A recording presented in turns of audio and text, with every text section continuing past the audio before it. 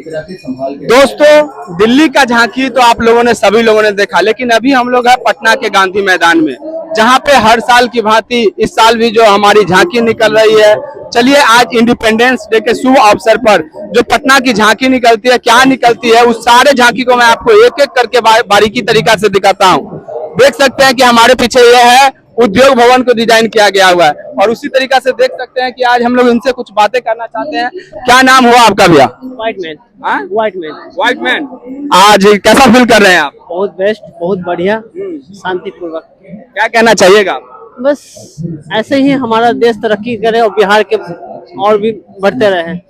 क्या हमारा देश 2014 में आजाद हुआ या 1947 में? 1947 में। 1947 में। लेकिन कुछ नेता और कुछ जो ये लोग हैं जो कह रहे थे कि हमारा जो ये आजादी मिली थी हमें 2014 में मिली है, बाद मिली है। लोगों को बोलना काम है, बस बोलते हैं, हमारा काम है सुनना।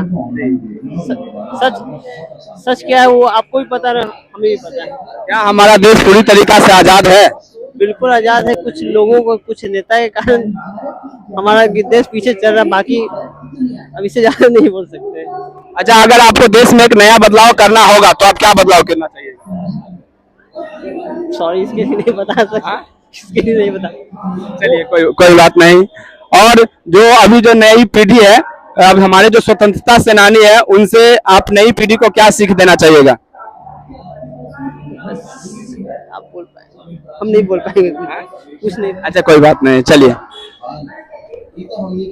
दोस्तों, अभी हमारे पीछे आप देख सकते हैं कि ज्ञान भारतम मिशन का ये झांकी निकल रहा है, और यहाँ पे बैठे हुए हैं। चलिए इनसे हम कुछ बातें जानने का कोशिश करते हैं कि आखिर इन्हें कैसा फील कर रहे हैं। अच्छा, ये जो आप लिख रहे हैं, क्या लिख रहे हैं इस पे?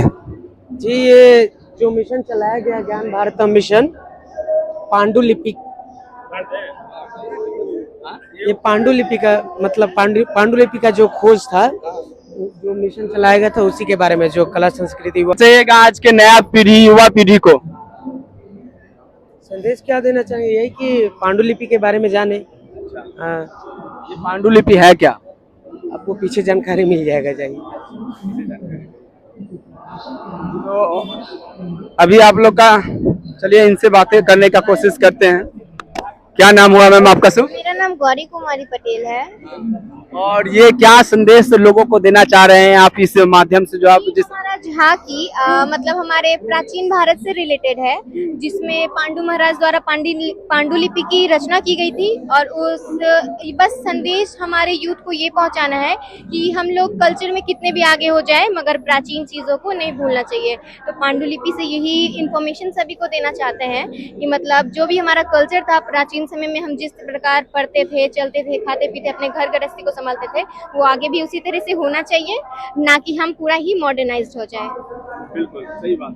तो आज कहीं ना कहीं एक बात मैं आपसे पूछना चाहूंगा कि आज हमारा जो देश है, कुछ लोग कह रहे हैं कि 2014 के बाद हमें आजादी मिली है, तो हमारा देश 2014 में आजादी हुआ, 1947 में आजाद हुआ।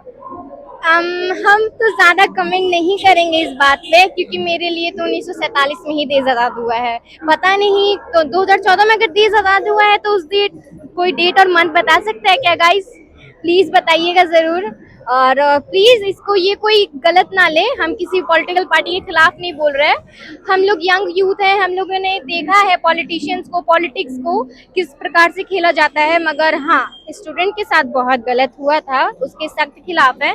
बहुत चीजें अच्छी भी हुई हैं, मगर बहुत ज्यादा चीजें खराब हुई हैं। तो मेरे लिए तो 1947 में ही आजाद हुआ था देश।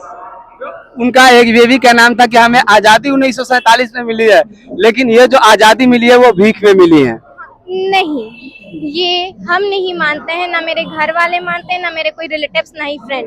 तो सॉरी टू से जो 2014 को कहते हैं आजादी दिवस, सॉरी प्लीज।